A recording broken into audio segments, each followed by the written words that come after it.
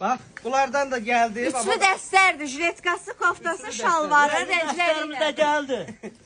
Tamam, baba.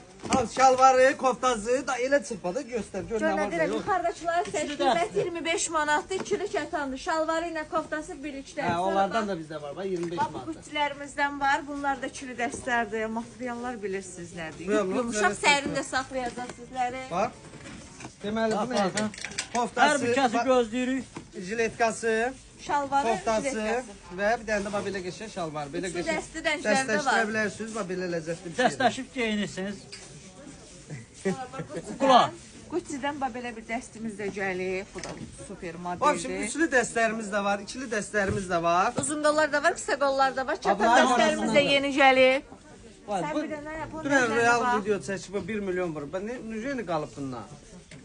Deməli əynimizə yeni çəkməliyik, hə? Cəmaət qoy görsün oturuşu. Sən yoxsa Gucci deyirsən, Mucci deyirsən, nə deyirsən? Gucci, Gucci. Hamısı Durun bizdə gəlin var. Ekspresə. Gucci də var.